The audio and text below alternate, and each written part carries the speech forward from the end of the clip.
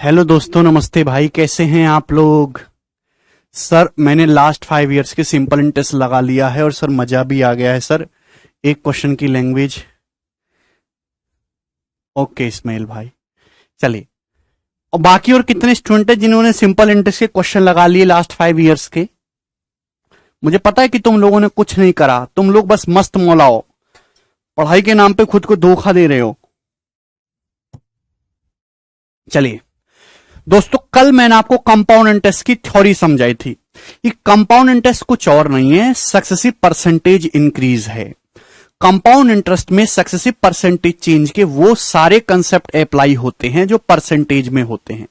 Compound interest को आप successive के फॉर्मूले से भी कर सकते हो, आप रेशियो भी निकाल सकते हो, अब मल्टीप्लाइंग फैक्टर का किस प्रकार से अच्छे से यूज कर सकते हो, ये मैंने सारी बातें आपको समझाई।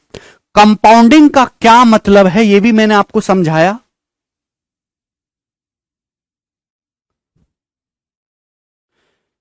ठीक है भाई, कंपाउंडिंग सभी लोगों को कंपाउंडिंग समझ में आ गई। जब मैं आपसे बोलता हूं कि कोई धनराशि मेरे दोस्तों एक साल में कंपाउंड हो रही है, हाफ ईयरली कंपाउंड हो रही है, क्वार्टरली कंपाउंड हो रही है, उसका मतलब क्या है आपको समझ में आ गया था? अच्छा मोनू, ठीक है दोस्तों। चलिए, तो केवल एक कंसेप्ट और बाकी रह गया, वो बता देता हूं, छोटा सा है, उसके बाद जो है हम आगे की कहानी चलेंगे। देखिएगा दोस्तों, एक बात और प्यारे बच्चे कि मैंने कल आपको बताया कि कंपाउंड इंटरेस्ट में जो अमाउंट्स होते हैं, 1 साल के बाद अमाउंट, 2 साल के बाद अमाउंट, 3 साल के बाद अमाउंट्स, वो जीपी में होते हैं, ज्योमेट्रिक प्रोग्रेशन में होते हैं। फिर से मैं आपको यही बात समझाना चाहूंगा कि जैसे सपोज आपने 10,000 रुपए उधार लिए। कितने रुपए उधार लिए आपने? 1,000 रुपए उधार लिए। सपोज 1,000 ले लेते हैं, 10,000 ले लेते हैं, ठीक है ना। ब्याज की दर है मेरे दोस्तों 10% पर एनम। मेरे प्यारे भी सपोज आपने 10,000 रुपए उधार लिए, ब्याज की दर कितनी है? 10% पर एनम, ठीक है ना। तो आप मुझे बताइए कि 1 साल के बाद अमाउंट कितना हो जाएगा? 1 साल के बाद अमाउंट क्या हो जाएगा? तो 10,000 रुपए का 10% मेरे दोस्तों, 10,000 रुपए का 10% कितना होता है मेरे प्यारे भाई? 1,000 रुपए। कितना होता है? 1,000 रुपए। तो 1,000 रुपए आपको ब्याज लगेगा, तो अमाउंट कितना हो जाएगा मेरे प्यारे भाई? 11,000 रुपए, 11,000 रुपीज। तो आप मुझे बताइएगा मेरे प्यारे भाई कि फर्स्ट ईयर का, यानी कि पहले साल का, फर्स्ट ईयर में आपको कितना ब्याज मिला है पहले साल में? तो आप कहोगे सर 1,000 रुपए पहले साल ब्याज मिला है। फर्स्ट ईयर में कितना कंपाउंड इंटरेस्ट मिला है? 1,000 रुपीज। क्लियर है? आप बोलोगे हां जी सर। इसके बाद आप मुझे बताइए कि 2 साल के बाद अमाउंट कितना हो जाएगा? 2 साल के बाद कितना अमाउंट हो जाएगा? तो भाई ध्यान से सुनिएगा, तो आप कहोगे सर 11,000 रुपए था। अब 11,000 रुपए का 10% कितना होता है? 1,100 रुपए। तो 11,000 रुपए पे आपको 1,100 ब्याज मिलेगा।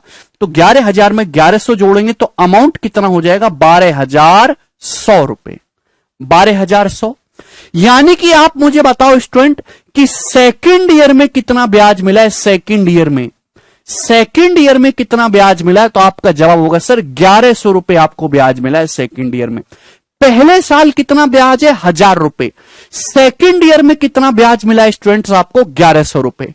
समझने की कोशिश करना प्यारे स्टूडेंट्स। अब आप मुझे बताइए कि थर्ड ईयर में, तीसरे साल के एंड में कितना अमाउंट हो जाएगा बच्चों? जवाब दीजिए।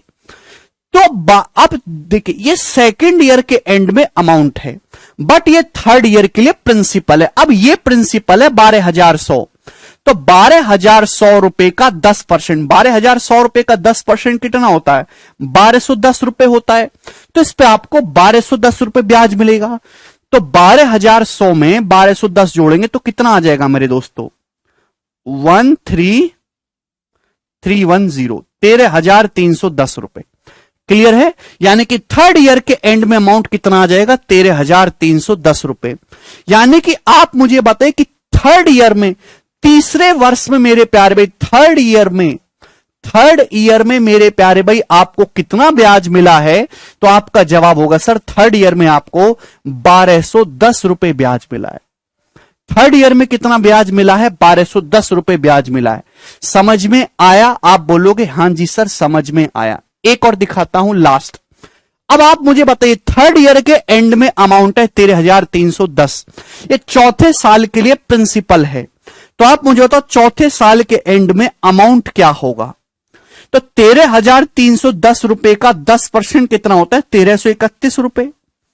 13,310 का 10% कितना होता है? 1331 रुपए ब्याज मिलेगा। तो चौथे साल के एंड में स्टूडेंट्स अमाउंट क्या हो जाएगा? तो आप जोड़ोगे 41, 41 है भाई, और मेरे दोस्तों यहां पे 336 14641 रुपीज, यानी कि फोर्थ ईयर के एंड में जो अमाउंट है वो 14641 हो गया। तो यानी कि मुझे बताओ चौथे साल में फोर्थ ईयर में आपको ब्याज कितना मिला है? तो आपका जवाब होगा सर जी फोर्थ ईयर में ब्याज मिला है आपको 1331 रुपए। 1331 रुपए। ये बात समझ में आ रही है? क्लियर है? आप बोलोगे हां जी सर बिल्कुल सही। भाइयों ये मुझे बताइए कि ब्याज की दर कितनी है? ब्याज की दर है 10% पर एनम। अगर ब्याज की दर 10% पर एनम है तो मल्टीप्लाइंग फैक्टर कितना है? 110%, यानी कि 1.1 मल्टीप्लाइंग फैक्टर है। ध्यान से देखिएगा, कल मैंने आपको समझाया था मेरे दोस्तों कि कंपाउंड इंटरेस्ट में अगर रेट ऑफ इंटरेस्ट हर साल बराबर है तो अमाउंट्स जीपी में होते हैं मेरे प्यारे भाई। अमाउंट्स जो होते हैं वो ज्योमेट्रिक प्रोग्रेशन में होते हैं मेरे प्यारे भाई, गुणोत्तर श्रेणी में होते हैं। अगर रेट ऑफ इंटरेस्ट हर साल सेम है तो अमाउंट्स ज्योमेट्रिक प्रोग्रेशन में होते हैं। कल ये बात मैंने आपको समझाई थी। अगर प्रिंसिपल 10,000 है, ब्याज की दर 10% है, तो अगले साल जो अमाउंट होगा वो 1.1 टाइम्स हो गया। 10,000 में 1.1 से गुणा करेंगे 11,000 होता है। ये 11,000 एक साल के बाद अमाउंट है, सेकेंड ईयर के लिए प्रिंसिपल है। इस 11,000 में 1.1 से गुणा करेंगे मेरे प्यारे भाई, कितना? 12,100 रुपए आएगा। 12,100 सेकेंड ईयर के एंड में अमाउंट है, थर्ड ईयर के लिए प्रिंसिपल है। इसमें 1.1 मल्टीप्लाइंग फैक्टर से गुणा करेंगे 13,310 आएगा। 13,310 तीसरे साल के एंड में अमाउंट है, चौथे साल के लिए प्रिंसिपल है। इसमें वापस 1.1 से गुणा करेंगे तो 14641 आएगा। तो आप देख रहे हैं कि अमाउंट हर बार जो अमाउंट है वो पिछले अमाउंट का 1.1 गुना है। तो हर बार मल्टीप्लाइंग फैक्टर से मल्टीप्लाई होती जा रही है। कॉमन रेशियो क्या है? Multiplying factor 1.1। तो अमाउंट्स जीपी में होते हैं। ये बात समझाई थी, आज मैंने दोबारा से समझा दिया, कोई डाउट नहीं है। सभी को बात समझ में आ गई? चलिए, लेकिन एक मजेदार बात और है, कोई इसको इतना क्लियर तरीके से नहीं पढ़ा था, पता नहीं क्यों। चलिएगा, पर्टिकुलर ईयर के सीआई, ये जो मैंने आपके सामने लिखा है क्या है? पर्टिकुलर ईयर के सीआई, फर्स्ट ईयर का, सेकंड ईयर का, थर्ड ईयर का ब्याज, फोर्थ ईयर का ब्याज। देखिए प्यारे बच्चों, मैं आपसे ये कहूं सेकंड ईयर का ब्याज और 2 इयर्स का ब्याज, क्या इन दोनों बातों में कोई फर्क नजर आता है आपको? मैं आपसे कहूं सेकंड ईयर का ब्याज और 2 इयर्स का ब्याज, इन दोनों बातों में फर्क है। मैं आपसे कहूं सेकंड ईयर का ब्याज और 2 साल का, 2 इयर्स का ब्याज, 2 सालों का ब्याज। 2 सालों का ब्याज मतलब होता है कि फर्स्ट ईयर का भी ब्याज प्लस सेकंड ईयर का भी ब्याज मिला के बन गया 2 साल का ब्याज। लेकिन जब मैं आपसे कहता हूं सेकंड ईयर का ब्याज, तो केवल मैं सेकंड ईयर के बारे में बात कर रहा हूं। सेकंड ईयर का ब्याज और 2 साल के ब्याज में फर्क है। थर्ड ईयर का ब्याज और 3 साल का ब्याज फर्क है। तीसरे वर्ष का ब्याज और 3 साल का ब्याज में फर्क है। जब मैं आपसे कहूं थर्ड ईयर का ब्याज, तो मैं केवल थर्ड ईयर, तीसरे वर्ष के बारे में बात कर रहा हूं। लेकिन जब मैं आपसे कहूं 3 साल का ब्याज, 3 इयर्स का ब्याज, तो इसका मतलब फर्स्ट ईयर का इंटरेस्ट प्लस सेकंड ईयर का इंटरेस्ट प्लस थर्ड ईयर का इंटरेस्ट। समझ में आया? चलेगा। आधे बच्चों को यही नहीं पता चलता। अब आगे मत भूलना, परेशान मत करना मुझे। देखिएगा, तो जो पर्टिकुलर ईयर के सीआई हैं स्टूडेंट्स, जो पर्टिकुलर ईयर के सीआई हैं मेरे प्यारे भाई, यानी कि फर्स्ट ईयर का कंपाउंड इंटरेस्ट, सेकेंड ईयर का कंपाउंड इंटरेस्ट, थर्ड ईयर का कंपाउंड इंटरेस्ट, फोर्थ ईयर का कंपाउंड इंटरेस्ट मेरे दोस्तों, वो भी जीपी में होते हैं। ये बहुत इंपॉर्टेंट बात है, ये भी आपको जाननी चाहिए। पर्टिकुलर मेरे प्यारे भाई ध्यान से समझने की कोशिश करेगा, पर्टिकुलर ईयर के कंपाउंड इंटरेस्ट भी ज्योमेट्रिक प्रोग्रेशन में होते हैं। पहले साल ब्याज की दर कितनी है? 10%। 10% है तो मल्टीप्लाइंग फैक्टर कितना है? 1.1। पहले साल ब्याज 1000 है, फर्स्ट ईयर का 1000 है, सेकेंड ईयर का 1100 रुपए। आपको नहीं दिखाई दे रहा कि 1.1 गुना हो गया? सेकेंड ईयर का ब्याज 1100 है, थर्ड ईयर का 1210 है। आपको नहीं दिखाई दे रहा कि 1.1 गुना हो गया? आप बोलोगे हां जी सर। 1210 थर्ड ईयर का ब्याज 1210 है, फोर्थ ईयर का ब्याज 1331 है, तो आपको नहीं दिखाई दे रहा 1.1 गुना हो गया मेरे प्यारे भाई। यानी कि जो ज्योमेट्रिक प्रोग्रेशन अमाउंट्स में चलती है, सेम वही ज्योमेट्रिक प्रोग्रेशन आपकी जो पर्टिकुलर ईयर के सीआई होते हैं, first year, second year, third year का सीआई, फोर्थ ईयर का सीआई, फिफ्थ ईयर का सीआई, सिक्स्थ ईयर का सीआई, ये भी ज्योमेट्रिक प्रोग्रेशन में ही होते हैं। क्या आपको ये बात समझ में आ गई मेरे प्यारे स्टूडेंट्स? किसी को कोई डाउट तो नहीं?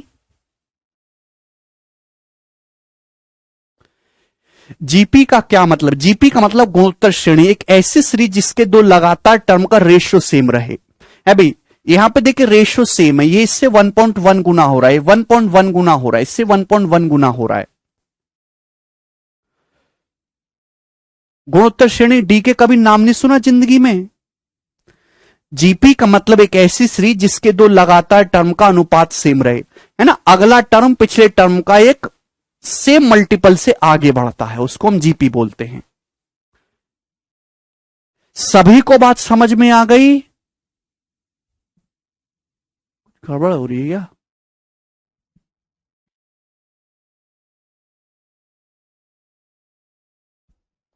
अरे हाँ है ना, कुछ तो बोला करो भाई।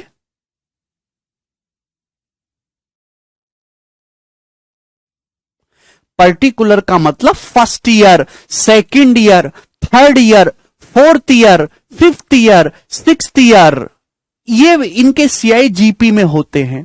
भाई प्लीज ऐसे परेशान मत करो छोटी सी बात को समझने में। सबको बात क्लियर है ये?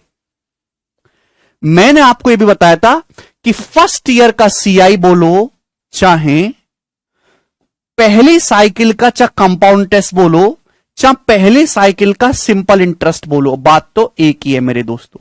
समझ में आई है? आप बोलोगे हां जी सर। ठीक है, समझ आ गया, कोई तकलीफ नहीं है। यह बात आपको समझनी चाहिए कि जो फर्स्ट ईयर का जो कंपाउंड इंटरेस्ट है ना, या फर्स्ट ईयर का सिंपल इंटरेस्ट, पहली साइकिल कंपाउंड टेस्ट और सिंपल इंटरेस्ट की सेम होती है। यानी कि ये जो फर्स्ट ईयर का कंपाउंड इंटरेस्ट है, पहले साल का सिंपल इंटरेस्ट भी है। सिंपल इंटरेस्ट क्या होता है? सिंपल इंटरेस्ट होता है मेरे प्यारे में प्रिंसिपल का R%। ध्यान से समझने की कोशिश करेगा। आपका प्रिंसिपल कितना था? 10,000 रुपए। 10,000 रुपए का 10% कितना है? 1,000। तो पहले साल का जो कंपाउंड इंटरेस्ट होता है वो प्रिंसिपल का R% होता है।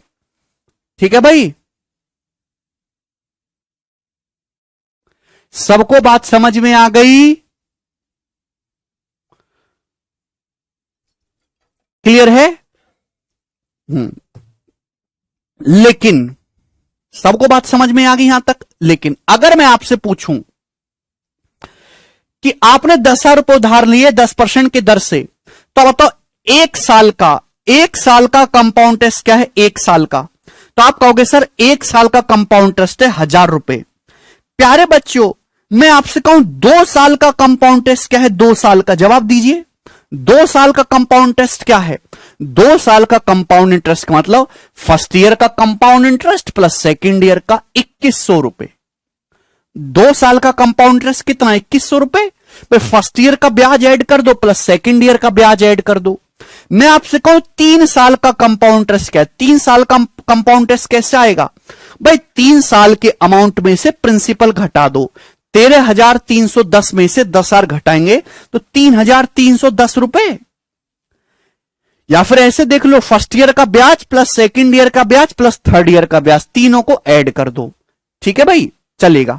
मैं आपसे कहूं 4 साल का कंपाउंड इंटरेस्ट क्या है? 4 साल का कंपाउंड इंटरेस्ट स्टूडेंट कैसे निकालेंगे? 4 साल के अमाउंट में से प्रिंसिपल माइनस कर देंगे। 10,000 रुपए उधार लिया था, 4 साल बाद 14,641 हो गया। इसमें से 10,000 घटाएंगे तो क्या आ गया? 4641 आ गया। ये 4 साल का कंपाउंड इंटरेस्ट है। समझ में आ गया? आप बोलोगे हाँ जी सर। दोस्तों, क्या ये आपको ज्योमेट्रिक प्रोग्रेशन में दिखाई दे रहा है? क्या ये आपको ज्योमेट्रिक प्रोग्रेशन में दिखाई दे रहा है? समांतर श्रेणी में जवाब दीजिएगा। 1 साल का ब्याज, 2 साल का ब्याज, 3 साल का ब्याज, 4 साल का ब्याज, क्या ये गुणोत्तर श्रेणी में है? 10,000 से 2100 2.1 टाइम्स हो गया। 2100 से 3310 जो है मेरे दोस्तों, पता नहीं कितने गुना हो रहा है, कट ही नहीं रहा। ये 4641 पता नहीं कितने गुना हो रहा है। ये ज्योमेट्रिक प्रोग्रेशन में नहीं होते। ये बात बहुत इंपॉर्टेंट है। 1 साल का कंपाउंड टेस्ट, 2 साल का कंपाउंड टेस्ट, 3 साल का कंपाउंड टेस्ट, 4 साल का कंपाउंड टेस्ट जब आप निकालेंगे, ये ज्योमेट्रिक प्रोग्रेशन में नहीं होते। यहां मल्टीप्लाइंग फैक्टर काम नहीं करेगा मेरे प्यारे भाई। समझ में आया? क्लियर है? आप बोलोगे हां जी सर समझ में आया। नहीं, एपी में भी नहीं है, एमओ किसी में नहीं है। ये कोई सीक्वेंस यहां पे फॉलो नहीं होता। समझ में आया? तो ये बात आपको समझने की, जब भी आप कंपाउंड टेस्ट का क्वेश्चन सॉल्व करेंगे तो जो अमाउंट्स है, जो मिश्र धन है, वो ज्योमेट्रिक प्रोग्रेशन में होते हैं, सेम मल्टीप्लाइंग फैक्टर को फॉलो करते हैं। पर्टिकुलर ईयर के जो सीआई हैं, फर्स्ट ईयर का, सेकंड ईयर का, थर्ड ईयर का, फोर्थ ईयर का, फिफ्थ ईयर का, भाई सुनो मेरी बात, प्लीज पूरा ध्यान मेरे पे लगाओ। First year, second year, third year, fourth year, fifth year, sixth year, seventh year, eighth year, इनके जो सीआई हैं वो जीपी में होंगे। लेकिन जब आप निकालोगे 1 साल का ब्याज, 2 साल का कंपाउंड टेस्ट, 3 साल का कंपाउंड टेस्ट, 4 साल का कंपाउंड टेस्ट, ये ज्योमेट्रिक प्रोग्रेशन गुणोत्तर श्रेणी में नहीं होंगे। क्यों नहीं होंगे? कि आपको निकालना है मेरे प्यार भी 1 साल, पहले साल का कंपाउंड टेस्ट तो क्या होगा? 1 साल के अमाउंट में से प्रिंसिपल घटाएंगे। यहां देखिएगा, यहां क्या होगा?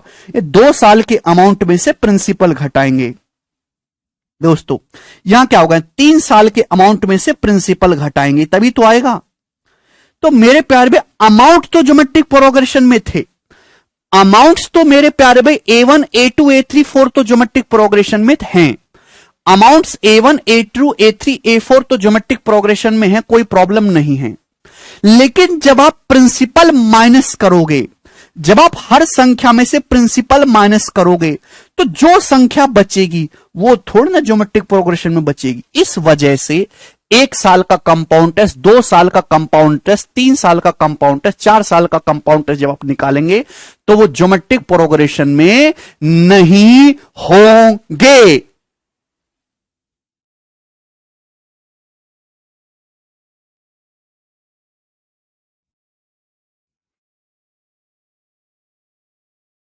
दोस्तों क्या आपको मेरी बात समझ में आई है? सर कॉमन रेशियो तो सेम है ना? नहीं सेम है भाई, क्यों नहीं मानते मेरी बात? ये यहां कॉमन रेशियो सेम नहीं है, अलग अलग है।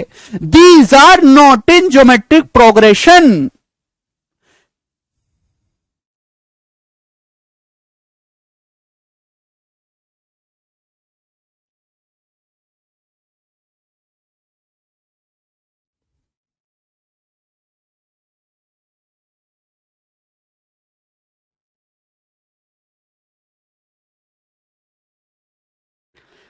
A1, A2, A3, A4 amount है मेरे दोस्तों, वो ज्योमेट्रिक प्रोग्रेशन में है। पर्टिकुलर ईयर के सीआई का क्या मतलब? पर्टिकुलर ईयर के सीआई का मतलब फर्स्ट ईयर का कंपाउंड इंटरेस्ट, सेकंड ईयर का, थर्ड ईयर का, फोर्थ ईयर का, ये भी ज्योमेट्रिक प्रोग्रेशन को फॉलो करेंगे, सेम मल्टीप्लाइंग फैक्टर इनमें लगेगा। लेकिन जब आप निकालोगे 1 साल का ब्याज, 2 साल का ब्याज, 3 साल का ब्याज, 4 साल का चक्रवृद्धि ब्याज, तो ये ज्योमेट्रिक प्रोग्रेशन में नहीं होंगे। क्यों नहीं होंगे? कि A1, A2, A3, A4 तो अमाउंट है जीपी में, लेकिन जब आप हर संख्या में से प्रिंसिपल माइनस कर दोगे तो जीपी थोड़ा ना बचेगी, वो तो चेंज हो जाएगी। समझ में आया? ठीक है, ये बहुत डीप कंसेप्ट है मेरे दोस्तों, किसी भी किताब में इतना क्लियर वे में नहीं लिखा हुआ, इसलिए बच्चों को बहुत डाउट होता है, इसलिए बच्चे कुछ भी करने लगते हैं। समझ में आया? चलिए दोस्तों, ये डाउट सभी को क्लियर है, अब कोई परेशानी तो नहीं?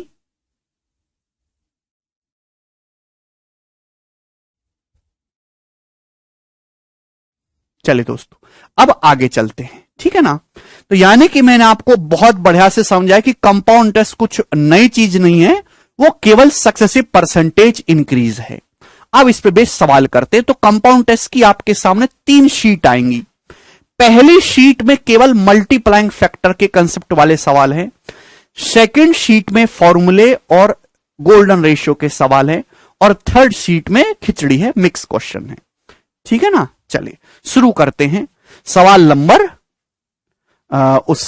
1 से पहली शीट है, इस पे 61 क्वेश्चन है। चलिए बताइए इस क्वेश्चन का क्या आंसर होगा।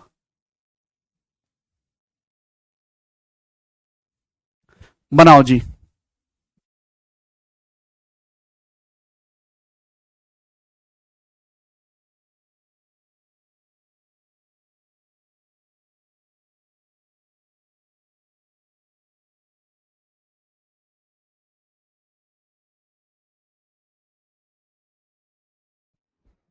करो।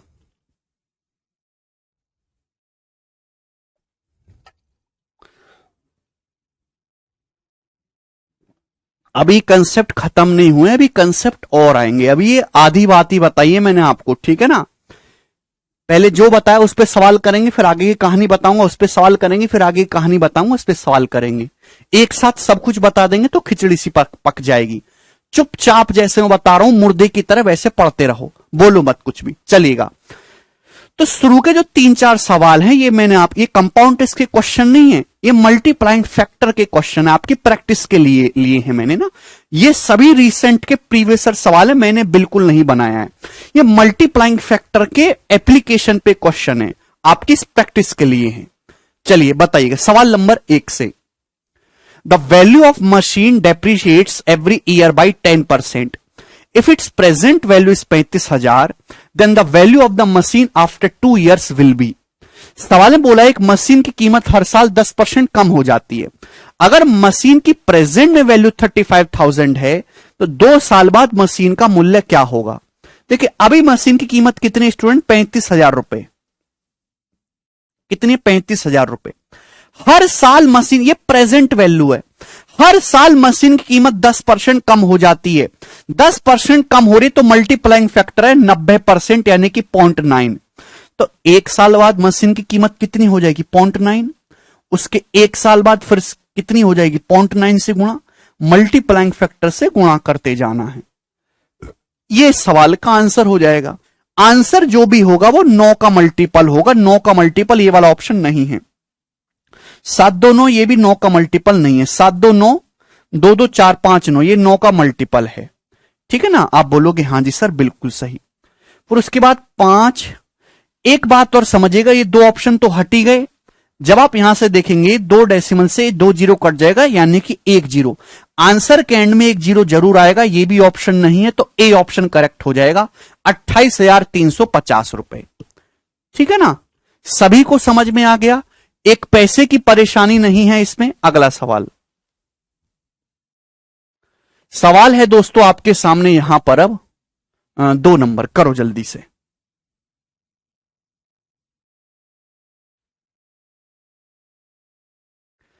जी बनाइए।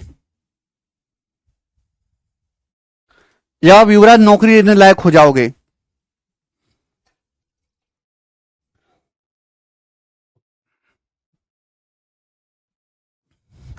एक कंपनी की इनकम हर साल 18% बढ़ जाती है। अगर कंपनी की इनकम साल 2020 में 29,93,660 है, तो आपसे पूछा है बताओ कि कंपनी की इनकम 2018 में कितनी थी। 2018 में कंपनी की इनकम कितनी थी, ऑप्शन आपके सामने है। चलेगा, देखिए इस सवाल को करने के 2 तरीके, या तो आप इस सवाल को ऑप्शन से भी कर सकते हो, या फिर आप इसको सॉल्व भी कर सकते हो। इच्छा आपकी है, जिस तरीके से आप करना चाहो वैसे कर सकते हैं। बोलिएगा। देखिए, एक कंपनी की कीमत हर साल 18% बढ़ जाती, 18%। आप बोलोगे जी सर बिल्कुल सही। और साल 2020 में कंपनी की कीमत है 29 लाख, यानी कि लगभग 29,93,660, यानी कि लगभग 30 लाख रुपए। तो साल 2018 में इसकी कीमत क्या थी? तो अगर कंपनी कीमत हर साल 2020 की दे रखी है, 2018 की पूछिए, 2 साल पहले की, 2 साल पहले की कीमत है ऑप्शन में। अगर हर साल 18% बढ़ रही है कंपनी कीमत, तो 2 साल में कितनी बढ़ेगी? 18 + 18 + 18 × 18/100, यानी कि मेरे दोस्तों 39.24%। यही आएगा कि नहीं आएगा? आप बोलोगे हां जी सर बिल्कुल सही। यानी कि कंपनी कीमत जो है वो 2 साल में लगभग 18 का सक्सेसिव ये हो जाएगा, लगभग 40% बढ़ गई। तो आप बताओ भाई, अगर आप इसको 40% बढ़ाओगे 2.5 लाख का, 2.5 लाख का 40% भी बढ़ाओगे तो 3.5 लाख हो जाएगा। यानी कि ये दोनों ऑप्शन पॉसिबल है ही नहीं, ये दोनों ऑप्शन पॉसिबल ही नहीं है बच्चों। भाई अगर किसी संख्या को 18% बढ़ाओगे तो 18 का सक्सेसिव कितना होता है? 39.24% होता है कि नहीं? आप बोलोगे हां जी सर। यानी कि लगभग 40%। अगर 2.5 लाख को 40% बढ़ाओगे तो 2.5 लाख का 40% 1 लाख होता है, तो 3.5 लाख क्रॉस कर जाएगा। ये ऑप्शन है नहीं, 2 ऑप्शन बचे। अगर आप ये ऑप्शन लोगे, इसको 39.24% बढ़ाओगे, 39.24%, तो यूनिट डिजिट आएगा 1 चौका 4, जबकि यहां यूनिट डिजिट 6 है, तो ये ऑप्शन भी नहीं है। आंसर केवल एक ऑप्शन बचेगा, बी, ये आंसर है। यह सवाल हुआ मेरे दोस्तों आपका ऑप्शन से फॉर्मूले का यूज करके। दूसरा तरीका यहां पर रेशियो से। अगर किसी कंपनी की कीमत हर साल 18% बढ़ी रहा, 18% की फ्रैक्शन वैल्यू है 9/50, तो यानी कि मल्टीप्लाइंग फैक्टर आ जाएगा जी 59/50। आप बोलोगे जी सर, यानी कि अगर अभी 50 है तो वो 1 साल में 59 हो जाएगी। 2 साल का मल्टीप्लाइंग फैक्टर क्या होगा? ये स्क्वायर, ठीक है ना। सवाल में आपको 59 स्क्वायर की वैल्यू दे रखी है 2993,660, और आपसे 50 का स्क्वायर 2500 की वैल्यू पूछी थी। ये इस क्वेश्चन का आंसर हो जाएगा, ठीक है ना। ये रेशियो वाला मेथड है, समझ में आया? तो इसमें आपको कैलकुलेशन करनी पड़ेगी। 59 स्क्वायर की वैल्यू दी है और आपसे 50 स्क्वायर की वैल्यू पूछी है। काटा पीटी करेंगे तो आपका आंसर आएगा, लेकिन इससे ज्यादा बेटर है जो मैंने आपको ऑप्शन से बताया। यह है रेशियो वाला तरीका, ठीक है जी। आगे चलेंगे, अगला क्वेश्चन ये बताओ। सवाल नंबर है 3।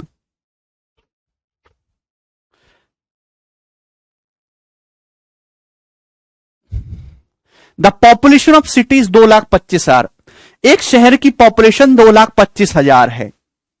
जिनको ये सवाल भी नहीं आ रहे ना, जिनसे नहीं हो रहे, तो ये चैप्टर बिल्कुल पढ़ना बंद कर दो, वो परसेंटेज दोबारा से पढ़ो, ठीक है ना। एक शहर की पॉपुलेशन 2,25,000 है। Annual birth rate and death rate are 4.5% and 2.5% respectively. वार्षिक जन्म दर और मृत्यु दर है 4.5% और 2.5%। तो आपसे पूछा calculate the increase in the population of city after 2 years.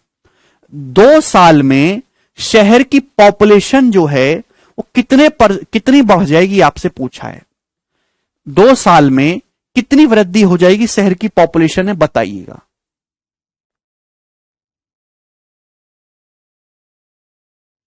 करो। ये सवाल प्रीवियस ईयर है, मैंने अपने मन से नहीं बताया, ठीक है ना। सब मल्टीप्लाइंग फैक्टर से ही होंगे या फॉर्मूले से। जैसे एक शहर की प्रेजेंट पॉपुलेशन है 2,25,000। अब इस शहर में हर साल 4.5% जन्म होती है और 2.5% मेरे दोस्तों मृत्यु होती है।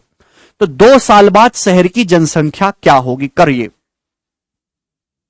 कुछ भी नहीं है यार, एक बात का जवाब दो। अगर आपके शहर में 4.5% लोग पैदा हों और 2.5% मर जाएं, तो 1 साल में 2% का ही चेंज आ रहा है। अल्टीमेटली 1 साल में जनसंख्या 2% बढ़ रही है। आप बोलोगे जी सर, तो 1 साल में 2% बढ़ रही है, 2 साल में 2% का सक्सेसिव, 2% का सक्सेसिव कितना होता है मेरे दोस्तों? ये होता है, आप बोलोगे हाँ सर, 4.04%, 4.04%, यानी कि 4.04% बढ़ जाएगी।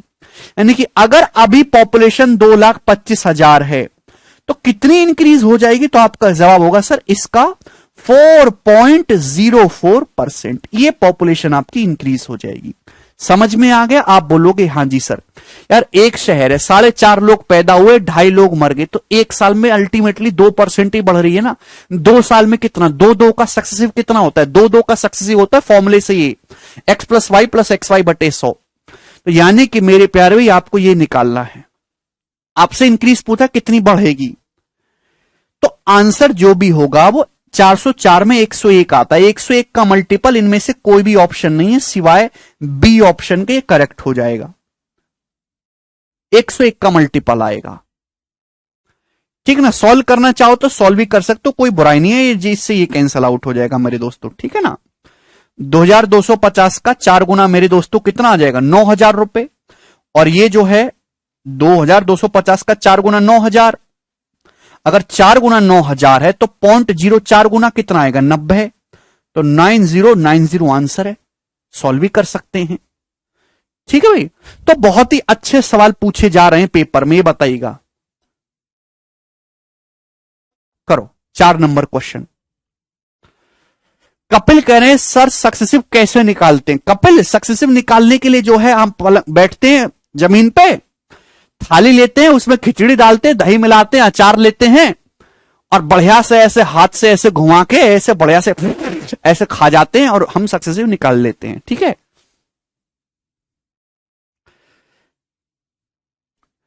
तरुण कहने रेशियो से भी होगा, रेशियो से भी होगा बट कैलकुलेटिव हो जाएगा।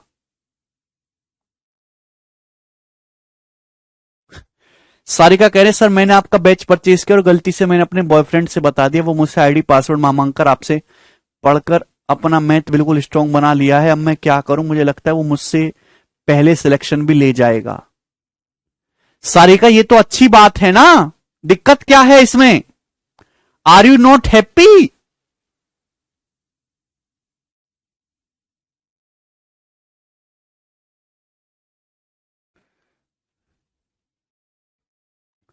क्वेश्चन नहीं दिख रहा आपको? क्वेश्चन तो दिख रहा है भाई।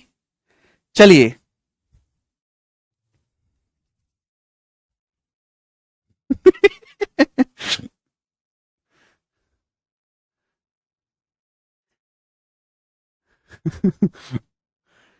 ये मैंने ऑप्शन ना इसलिए दिखा रहा हूं क्योंकि यहां पे ना हम सवाल को सॉल्व नहीं करते। ऐसे सवालों में ये कैलकुलेटिव क्वेश्चन होता है, अगर एक्चुअल कैलकुलेशन करो कैलकुलेशन बहुत होगी।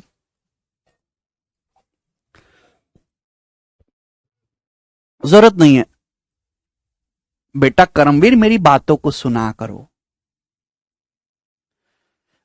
ईशांत कह रहे सर बेसिक से बता। ईशांत बेसिक तो बता दिया मैंने कब का। आप परसेंटेज खोलिए, वहां पे मैंने 3 घंटे आपको बेसिक समझाया। 3 घंटे, कोई सवाल नहीं, केवल बेसिक ही। आपने वो पढ़ा है, जाके पढ़िए। ठीक है ना। ये तो मेरी दरिया दिल है कि मैं बहुत अच्छा आदमी हूं और मैं आपको समय समय पर रिवीजन भी करवाता रहता हूं। चलेगा। ए मैन, आपको यह भी याद नहीं है कि x% और y% का सक्सेसिव कैसे निकालते हैं, x + y + xy / 100%। तो आपने क्या पढ़ा है भाई? आपने क्या सीखा फ्री बैच लेके? क्या फायदा हुआ आपका? कुछ भी नहीं।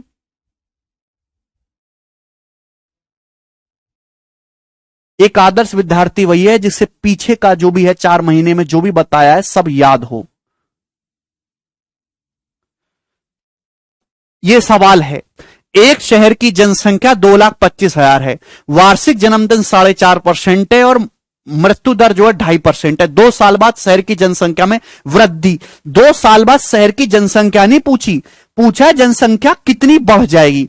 आप बताओ, अगर हर साल शहर में 4.5% लोग पैदा हों और 2.5% मर जाएं, तो यानी कि अल्टीमेटली 1 साल में 2% ही बढ़े। 4.5 लोग पैदा हुए, 2.5 लोग मर गए, 2% लोग बढ़े। 1 साल में 2% इंक्रीज हो रही है। 2 साल में कितनी इंक्रीज होगी? 2 का सक्सेसिव फॉर्मूला ये होता है, यानी कि 4.04%, यानी कि 4.04% पॉपुलेशन बढ़ जाएगी। कितना है पॉपुलेशन? 22,000। ये जो है 2,25,000। 2,25,000 का 4.04% बढ़ जाएगी। कितना होता है? 9,090 रुपए। ये आंसर है।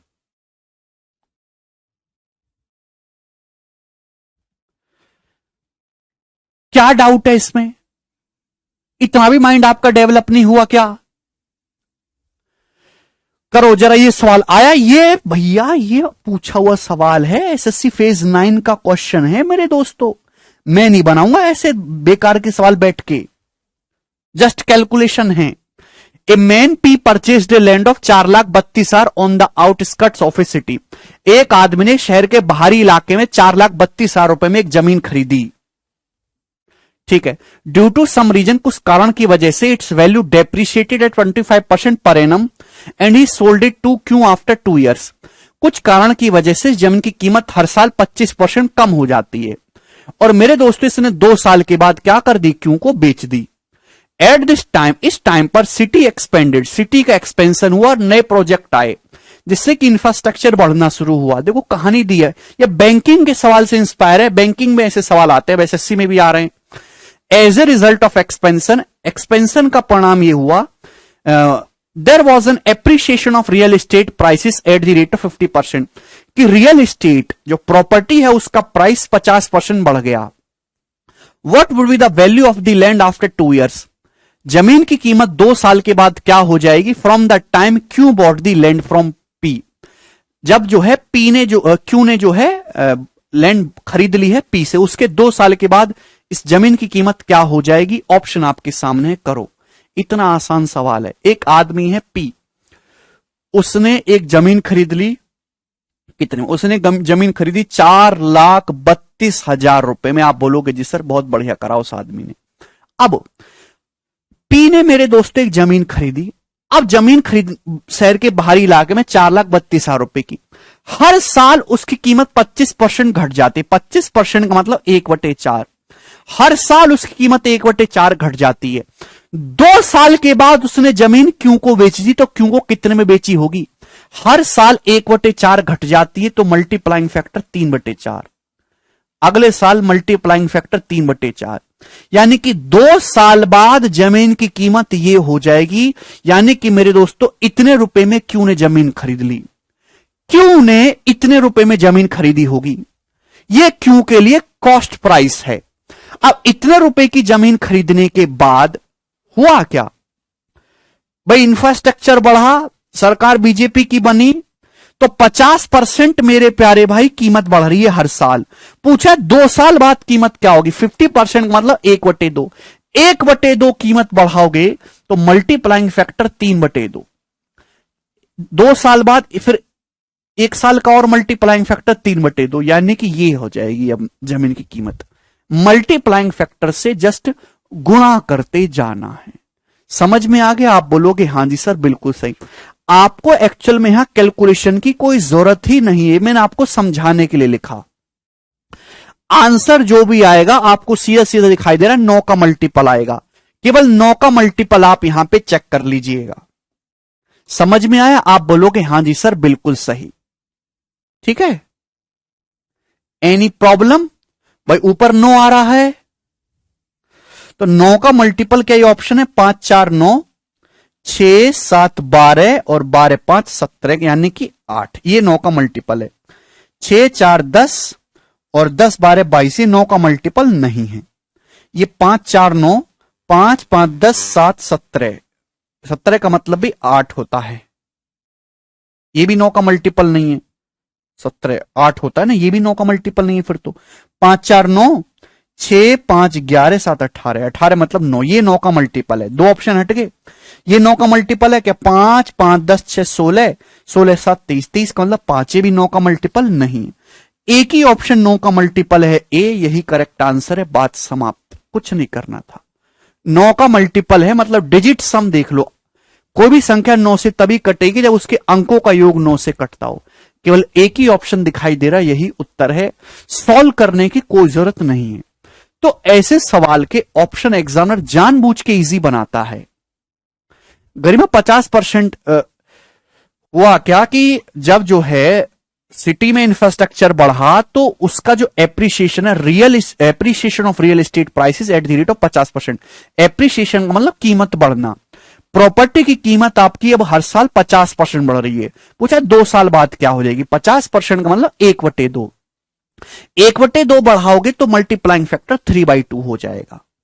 ठीक है ना, आंसर जो भी आएगा ऊपर 9 है, 9 का मल्टीपल आएगा जो एक ही ऑप्शन दिखाई दे रहा है। अदरवाइज आपको कैलकुलेशन मल्टीप्लाई वगैरह करनी है वो आप कर लोगे, मुझे पता है। ठीक है ना, चलिए अगला सवाल। सवाल है दोस्तों आपके सामने यहां पर 5, लास्ट क्वेश्चन है। ये सवाल एमटीएस के पेपर का है 2020 का। देख लो बच्चों, हालांकि एमटीएस में सारे सवाल ऐसे नहीं आते हैं, ये बताइएगा।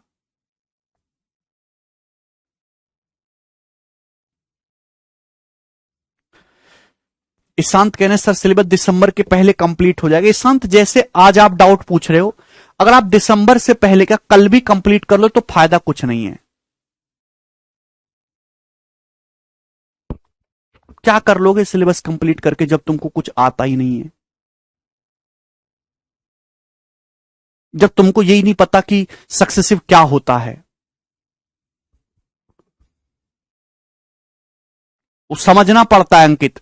50% पर ईयर लिख के दे हर चीज आपको, ऐसा नहीं होता है।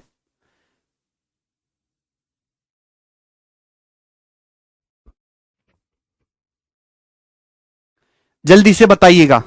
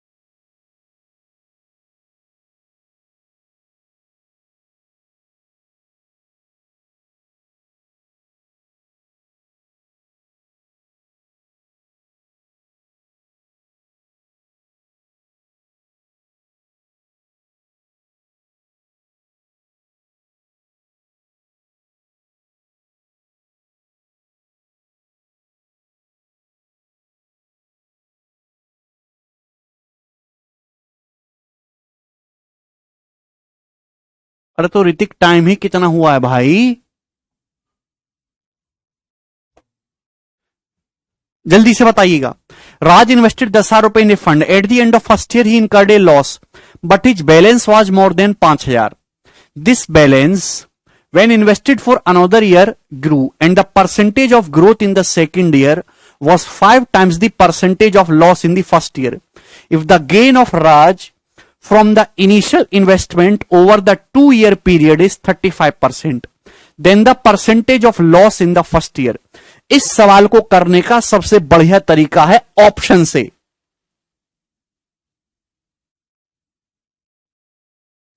ऑप्शन से राज ने 10,000 रुपए इन्वेस्ट किए मेरे दोस्तों एक फंड में। फर्स्ट ईयर के दौरान उसको क्या हुआ कि कुछ लॉस हुआ, लेकिन मेरे दोस्तों जो भी उसका बैलेंस था वो 5,000 रुपए से ज्यादा बचा रहा। ठीक है, तो कोई दिक्कत नहीं। अब इसने जो भी उसका बैलेंस था उसको दूसरे साल उसने लगा दिया, दोबारा इन्वेस्ट कर दिया। अब इस बार उसका हो गया परसेंटेज ग्रोथ। जो भी उसका परसेंटेज ग्रोथ है वो फर्स्ट ईयर में जो परसेंटेज लॉस था उसका 5 गुना। ये लाइन है, फर्स्ट ईयर में जितना लॉस था सेकेंड ईयर में उसका 5 गुना परसेंटेज ग्रोथ है। अगर 2 सालों में इनिशियल इन्वेस्टमेंट पर टोटल 35% उसने प्रॉफिट कमाया है, तो आप बताइए कि फर्स्ट ईयर में कितना परसेंटेज लॉस है। ठीक है मेरे प्यारे बच्चों, तो इसमें कुछ भी नहीं है। या तो इसको बेसिक से करो कि भाई फर्स्ट ईयर में X% का लॉस है, माना, तो सेकंड ईयर में आपको 5X% का प्रॉफिट है। तो इन दोनों का सक्सेसिव फॉर्मूले से करिए, सक्सेसिव फॉर्मूले से करेंगे 35% के बराबर रख दीजिए, X का मान आ जाएगा। समझ में आ गया आपको मेरी बात? बेसिक से कैसे करेंगे कि माना फर्स्ट ईयर में X% लॉस है तो सेकंड ईयर में उसका 5 गुना 5X% प्रॉफिट है। तो इन दोनों का सक्सेसिव फॉर्मूला लगाइए। सक्सेसिव फॉर्मूला क्या आ जाएगा? -X + 5X 4X। -5x² बटे 100%। अभी इसकी वैल्यू है मेरे दोस्तों 35% के बराबर। यहां से x का मान निकालेंगे, सॉल्व करके क्वाड्रिक बनेगी। वो कुछ नहीं करना है ऐसा, हम सीधा ऑप्शन से सॉल्व करेंगे। जो ऑप्शन इसको सेटिस्फाई कर जाएगा वो इसका आंसर है। RDX करे ऑप्शन सी, बेटा RDX ऑप्शन सी तो हो ही नहीं सकता था, ये तो पॉसिबल ही नहीं है। हम पहले आसान डाटा उठाएंगे 10। अगर आप फर्स्ट ईयर में 10% लॉस मानते हो तो सेकेंड ईयर में 5 गुना 50% प्रॉफिट होगा। क्या -10 और 50 का सक्सेसिव 35 आ सकता है? हां जी आ सकता है, लेकिन -5 और 25 का सक्सेसिव कभी भी 35 नहीं आ सकता, इसलिए मैंने वो कर दिया। ऑप्शन बेस्ट है। -10 और 50 मेरे प्यारे भी क्या हो जाएगा आपका 40, -10 गुणा 50 बटे 100। क्लियर है? आप बोलोगे हां जी सर बहुत बढ़िया, ये कितना हुआ है? तो आपका जवाब होगा सर ये 40 - 5 35% सेटिस्फाई कर रहा है, यानी कि ऑप्शन नंबर ए ही इस क्वेश्चन का आंसर है। समझ में आया? कोई problem? Option method is the best for this kind of question. ऐसे सवाल हम प्रॉफिट लॉस में भी करे हैं, ऐसे सवाल हम परसेंटेज में भी करे हैं, और मैंने हमेशा बताया कि option method is the best. चाहे आप कोई भी तरीका लगाओ, 100 मान के करो चाहे कुछ भी करो, ऑप्शन से बढ़िया अप्रोच कोई नहीं है। फर्स्ट ईयर में 10% लॉस है तो सेकेंड ईयर में 5 गुना प्रॉफिट है 50%। -10 और 50 का सक्सेसिव कितना 35% आ रहा है, सेटिस्फाई हो गया, यही आंसर है, बात का खत्म। फर्स्ट ईयर का लॉस पूछा था 10% है। क्लियर है? मुझे लगता है कि आपको ये बात अच्छे समझ में आ गई है और अब आप ऐसे सवाल कर लोगे। देखिए तो एमटीएस में भी अपना स्टैंडर्ड बढ़ा रहा है। एमटीएस के भी हर शिफ्ट में 2-3 सवाल बहुत ही अच्छे लेवल के देता है। 10 साल का कोई यूज नहीं है, ये केवल बच्चों को कंफ्यूज करने के लिए दे रखा है कि बच्चे इसमें उलझे रहें और अपना टाइम खराब कर दें। सवाल में परसेंटेज इंक्रीज दिया, परसेंटेज चेंज दे रखा है और परसेंटेज में ही आंसर पूछा है। एग्जैक्ट डाटा की कोई जरूरत ही नहीं है।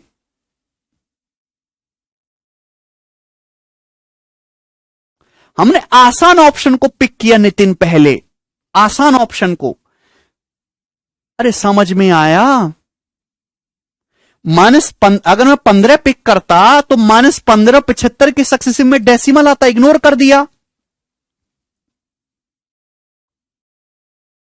-5 और 25 का सक्सेसिव कभी 35 आ ही नहीं सकता, इग्नोर कर दिया। आसान डाटा ये नहीं है, 10 आसान है इसलिए मैंने इसको पिक करा। बहुत टिपिकल चीजें नहीं देगा यार, थोड़ा सा अपना प्लीज दिमाग इस्तेमाल करो।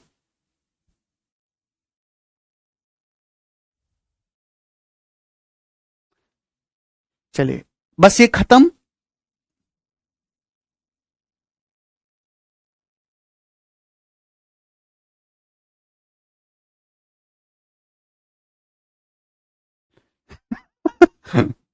सारिका शांत हो जाओ, ठीक है? तो ये थे आपके वो। अब कंपाउंड टेस्ट के क्वेश्चन सॉल्व करेंगे, चलेगा। सवाल नंबर 6 शुरू हो जाइए मेरे दोस्तों। क्वेश्चन,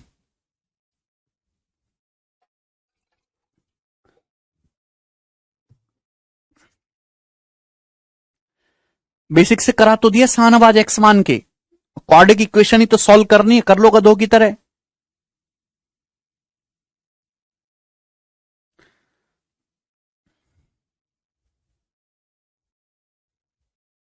तो भी ऑप्शन से करते शांत, टिपिकल परसेंटेज भी रहता तो भी ऑप्शन तो होते ना।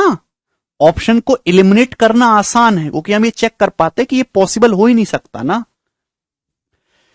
सवाल नंबर 6, इफ द अमाउंट, बिल्कुल बेसिक सवालों से शुरुआत करूंगा, जो मैंने अभी तक आपको थ्योरी कंसेप्ट पढ़ाए हैं उसी पे बेस्ड सवाल है।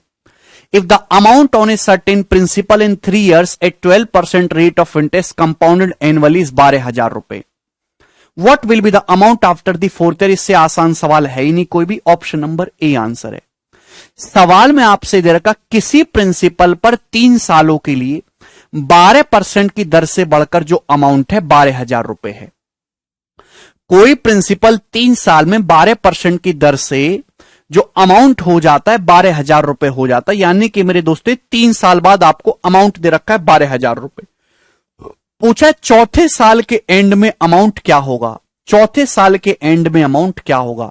रेट ऑफ इंटरेस्ट कितना है 12%। भाई ये जो थर्ड ईयर के एंड में अमाउंट है ये चौथे साल के लिए एक्चुअल में प्रिंसिपल है। ये 12,000 चौथे साल का प्रिंसिपल है। अगर ब्याज की दर 12% है तो 12,000 रुपए आपका 12% बढ़ जाएगा। 12,000 का 12% कितना होता है 1440। 1440 इसमें ऐड करोगे तो 13,440 रुपए मेरे दोस्तों आपका अमाउंट बन जाएगा चौथे साल के एंड में। आंसर है। समझ में आ गया। इसमें कुछ भी परेशानी नहीं थी। जो थर्ड ईयर के एंड में अमाउंट है वही आपका फोर्थ ईयर के लिए प्रिंसिपल है। इसी प्रिंसिपल को 12% आप बढ़ा देंगे। ये बात मैंने आपको समझाई है। जो मैंने आपको एक बेसिक सी लाइन बोली थी कि जो आज अमाउंट है वो अगले साल के लिए प्रिंसिपल है, उसी पे बेस सवाल है। तो हर एक लाइन का सवाल बन सकता है। ये बताइएगा जी। सवाल नंबर 7 करो। सवाल है, if the amount received at the end of second year and third year at compound interest on a certain principal is 9600 and ₹10,272 respectively, तो ब्याज की दर क्या है। सवाल में बोला क्या किसी प्रिंसिपल पर सेकेंड ईयर के एंड में अमाउंट 9600 है और थर्ड ईयर के एंड में जो अमाउंट है वो 10,272 है, तो ब्याज की दर क्या है। देखते ही आंसर आ गया ऑप्शन नंबर ए, 7% ब्याज की दर है। भाई मेरे दोस्तों मैं जानता हूं कि यही 9600 रुपए बढ़कर एक साल में 10,272 हुए। ये सेकेंड ईयर के एंड में अमाउंट है, थर्ड ईयर के एंड में अमाउंट है। यही 9600 रुपए बढ़कर आपके 10,272 रुपए हुए हैं। सर प्रिंसिपल निकालना हो तो हाँ शाहनवाज वो भी बताऊंगा, चिंता मत कर भाई मेरे, पेशेंस रखो। पहले बेसिक सवाल कर लें। 9600 रुपए सेकेंड ईयर के एंड में अमाउंट है, 10,272 है। तो 9600 रुपए मेरे प्यार में 10,272 हुए तो आपको दिखाई नहीं देता था कि 6 सत्ते 42 यूनिट दीठ 2 आ रहा है, यानी कि 1.07 हुआ है।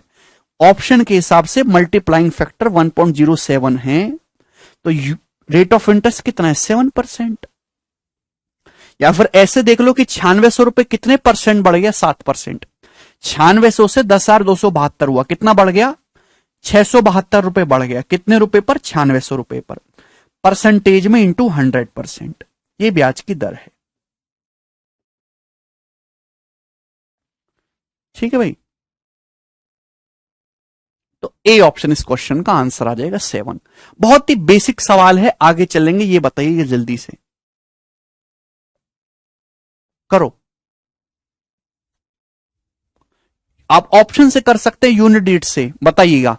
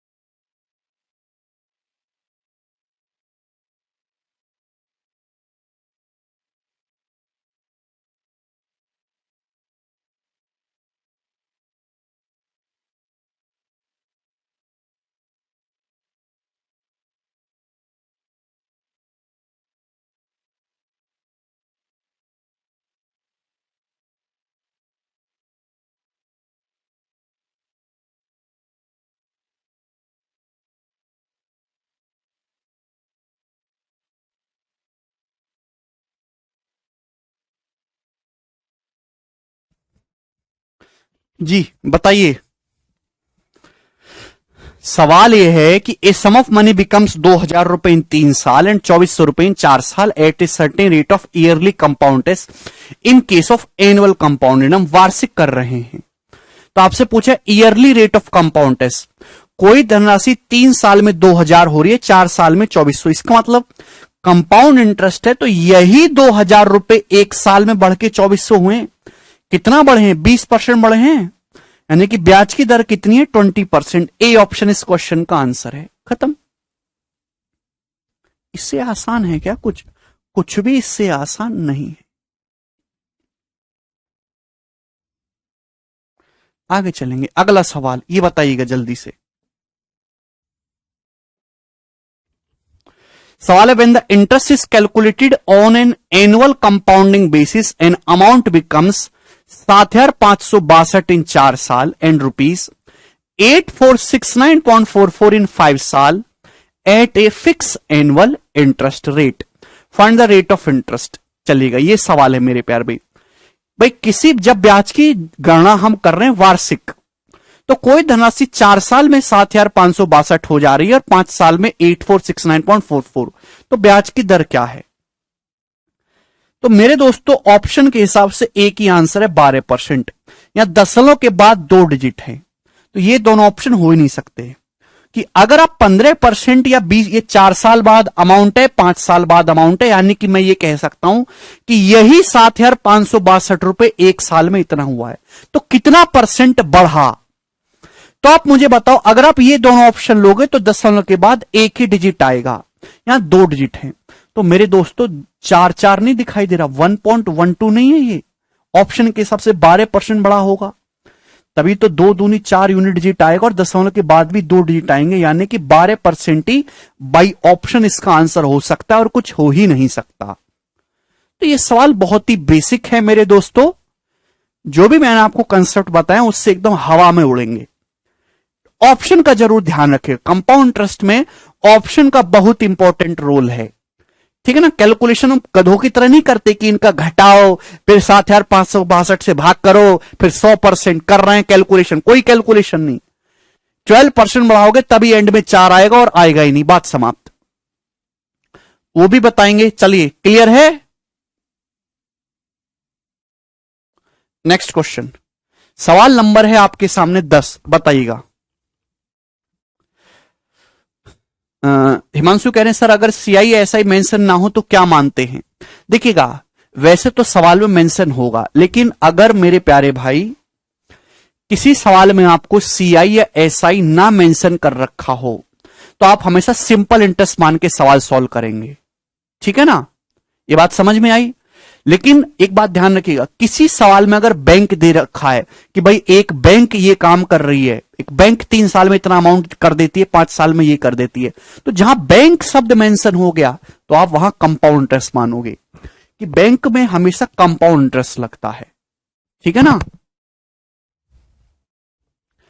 चलेगा। A certain sum of money becomes 2.25 times of itself in 2 साल, then find the rate of interest if compounded annually. करिए, बहुत ही बेहतरीन सवाल है। सवाल यह है कि कोई धनराशि, ठीक है भाई, अगला टाइप आ रहा है अब धीरे धीरे। कोई धनराशि 2 साल में खुद का 2.25 गुना हो जाती है। यदि मेरे दोस्तों ब्याज हम एनुअली कंपाउंड कर रही है तो रेट ऑफ इंटरेस्ट क्या है? 15% बता रहे। जो 15% बता रहे हैं वो एकदम पागल हैं, 25% वाले तो मूर्ख हैं। बेटा, रेट ऑफ इंटरेस्ट निकालने के लिए चाहिए मेरे प्यारे भाई 1 साल का मल्टीप्लाइंग फैक्टर।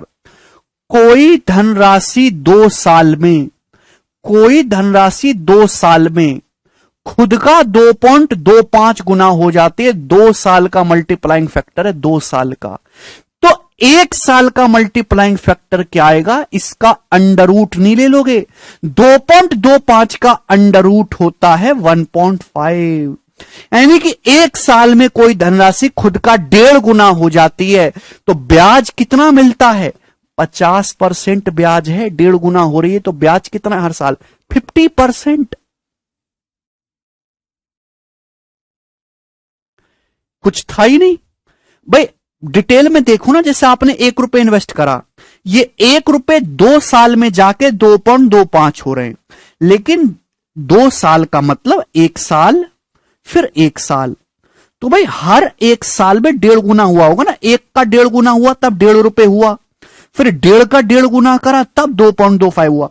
हर 1.5 साल में 1.5 गुना हुआ तो ब्याज की दर कितनी है? 50%। जल्दबाजी में गलती मत करिए, ठीक है ना, करो।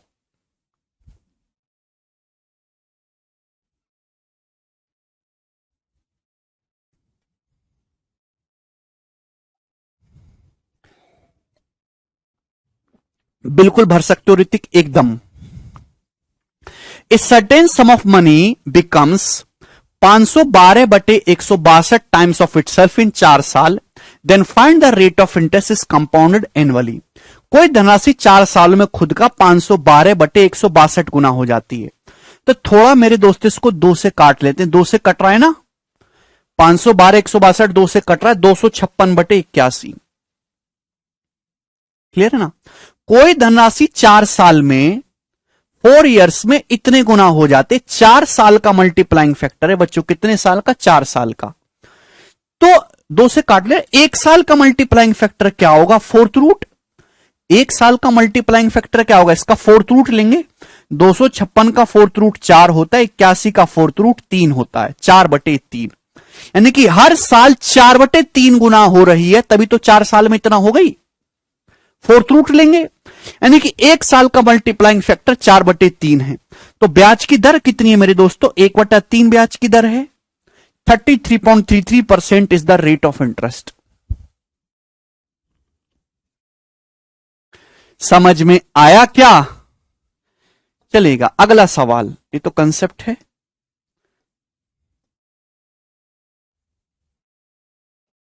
सवाल है दोस्तों आपके सामने 12 नंबर, ये बताइएगा।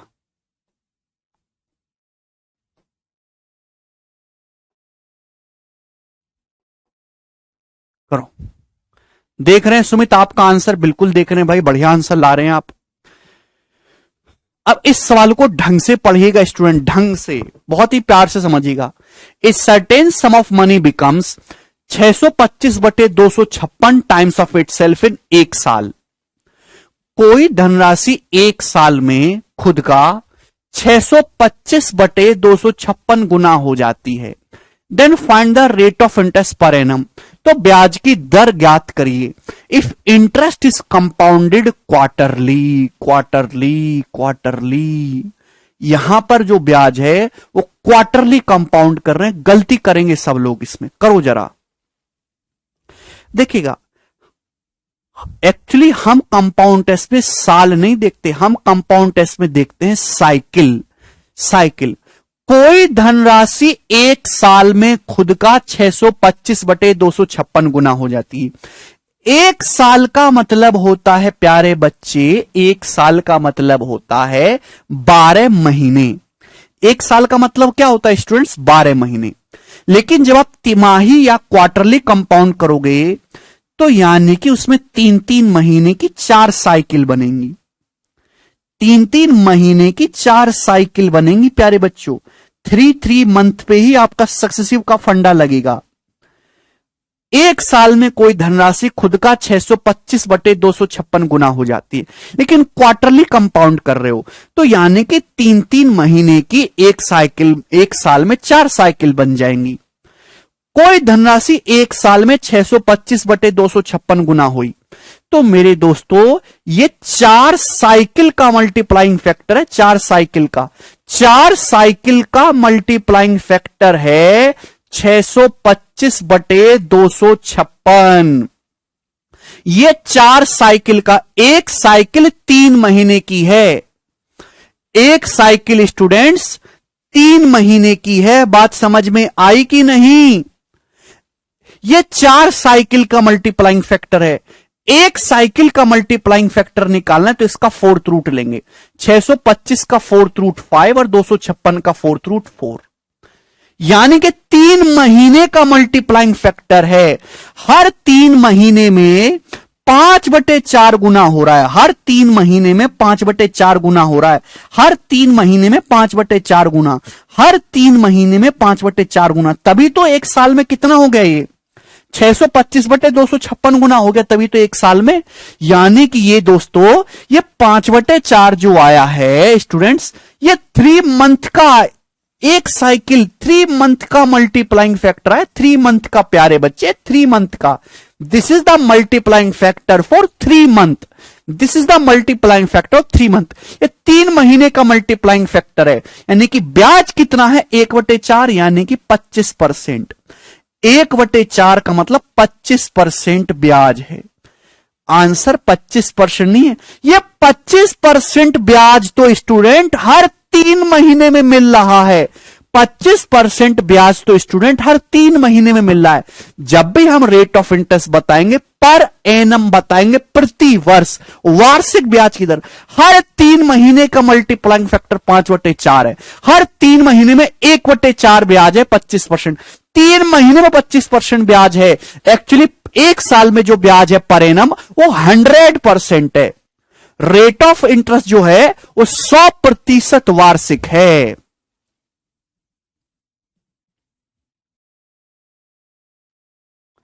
रेट ऑफ, यही आपको बस इन सवालों में लॉजिक समझना है, ठीक है ना।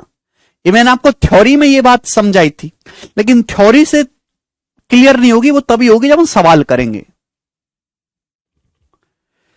तो जब भी आप मेरे दोस्तों, अगर आप ईयरली कंपाउंड करेंगे तो ईयर का मल्टीप्लाइंग फैक्टर निकलेगा। हाफ ईयरली कंपाउंड करेंगे तो हाफ ईयर का मल्टीप्लाइंग फैक्टर निकलेगा। क्वार्टरली कंपाउंड करेंगे तो क्वार्टर का मल्टीप्लाइंग फैक्टर निकलेगा। 5 मंथली कंपाउंड करेंगे तो 5 महीने का मल्टीप्लाइंग फैक्टर निकलेगा। यहां पे आप 3 महीने में कंपाउंड कर रहे हो, समय एक साल है, तो 3-3 महीने की 4 साइकिल बन जाएंगी। तो यानी कि 3-3 महीने की 4 साइकिल का मल्टीप्लाइंग फैक्टर ये है। एक साइकिल का क्या होगा? 5/4 होगा, फोर्थ रूट लेंगे। यानी कि अगर आप ₹1 इन्वेस्ट करोगे तो हर 3 महीने में 5/4, 5/4, 5/4, 5/4 गुना होगा, तब जाके एक साल में 625/256 गुना हो जाएगा। हो जाएगा कि नहीं? 5/4 गुना 5/4 गुना 5/, ये हो जाएगा। यानी कि 3 महीने का मल्टीप्लाइंग फैक्टर 5/4 है। यानी कि ब्याज कितना? 1/4। 1/4 मतलब 25% ब्याज 3 महीने में है, तो एक साल में 100%। बहुत ही अच्छा सवाल है, आसान है, लेकिन कंसेप्ट आपको पता होना चाहिए। चलिए अगला क्वेश्चन, सवाल है आपके सामने 13। ओके, अब यही बात आप जानना चाह रहे थे ना जब ये सवाल दिया होगा, बताओ।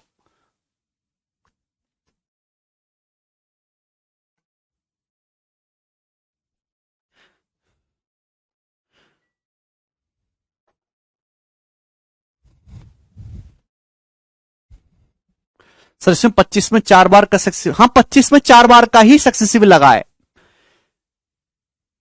ब्याज की दर एक साल में 100% है, तो 3 महीने का जो ब्याज होगा 25% होगा। यानी कि हर 3 महीने में 25%, 25%, 25%, 25% का 4 बार सक्सेसिव लगा है। कैसे निकाल लोगे नितिन, जब कंपाउंडिंग 3 महीने में कर रहे हो? विकास करें सर, आप बहुत गंदे लिखते हैं बेटा। विकास यार, इससे ज्यादा साफ क्या लिखूं बताओ? ये साफ नहीं लग रहा तुमको? एक गणित के मास्टर से हो, तुम क्या उम्मीद करोगे वो मेरे जैसे से?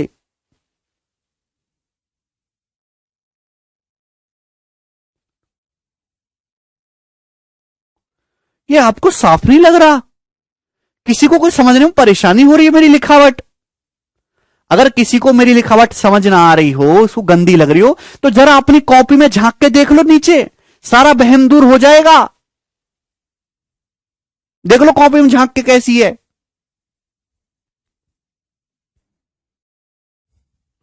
कीचड़ है, कीचड़।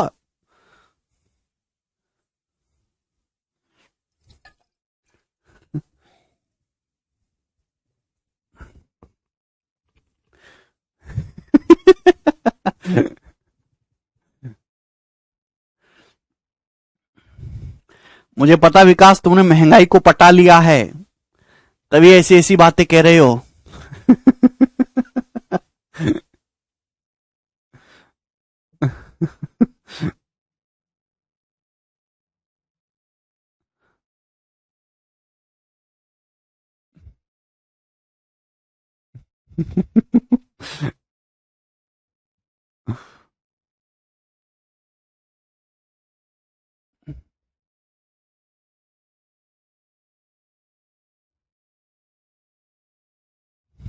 चलिए बताइए जल्दी सवाल, टाइप चेंज अप करिए भाई।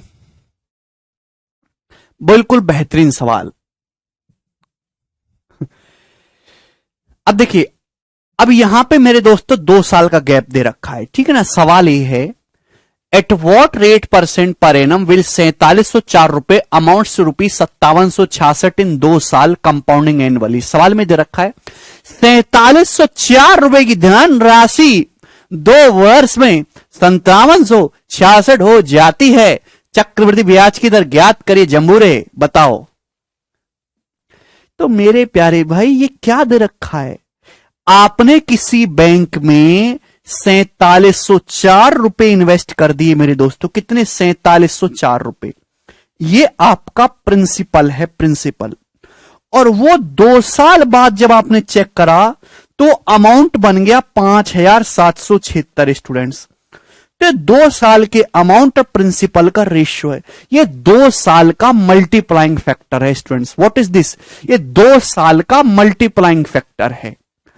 1 साल का मल्टीप्लाइंग फैक्टर निकालना होता है रेट ऑफ इंटरेस्ट निकालने के लिए, आप इसका अंडर रूट ले लीजिए, स्क्वायर रूट। समझ में आ गया? आप बोलोगे हां जी सर बिल्कुल सही। थोड़ी काटा पीटी कुछ करनी पड़ेगी, बताओ किससे जा रहा है? 2 से जाएगा, और क्योंकि 4 से तो जाएगा नहीं, और 3 से चला जाएगा, ठीक है ना। 7 5 12, 7 4 11, 4 हाँ 6 से चला जाएगा, 6 से। 6 निम्मा 54 और 961, 6 सत्ते 42, 5 0 6 48, 6 चौक 24। तो 961 का अंडर रूट 31, 784 का अंडर रूट 28। यानी कि मेरे दोस्तों 1 साल का मल्टीप्लाइंग फैक्टर आ गया 31/28। 1 साल का मल्टीप्लाइंग फैक्टर 31/28 आ गया 1 ईयर का। अगर मल्टीप्लाइंग फैक्टर 31/28 स्टूडेंट्स, तो ब्याज की दर कितनी है? 28। भाई मल्टीप्लाइंग फैक्टर का मतलब है कि हर 1 साल में 28 रुपए का प्रिंसिपल 31 हो जाता है। यानी कि 28 रुपए पर 1 साल में कितना ब्याज मिला आपको? 3 रुपए। 31 माइनस 28 3 परसेंटेज में इंटू 100%, ये ब्याज की दर है, ठीक है ना। 4 से जाएगा मेरे दोस्तों 25 और 7, तो 75/7 आ जाएगा। यानी कि 10 सही 5/7% पर एनम ब्याज की दर है। ऑप्शन नंबर डी इस क्वेश्चन का आंसर है, सी ऑप्शन नहीं है। समझ में आ गया? किसी स्टूडेंट्स को इसमें कोई डाउट तो नहीं? This is one of the most important सवाल। तो आपको रेट ऑफ इंटरेस्ट निकालने के लिए कैसे भी करके एक साइकिल का मल्टीप्लाइंग फैक्टर निकालना पड़ता है। चलो कोई प्रॉब्लम नहीं, और भी मैं आपको सवाल कराऊंगा, भरपूर मात्रा में मैं आपकी प्रैक्टिस कराऊंगा। सवाल कहां मर गया? सवाल है जी अब आपके सामने 14 नंबर ही बताइएगा। जल्दी से करेंगे दोस्तों, गोरे गोरे सवाल हैं, करिए।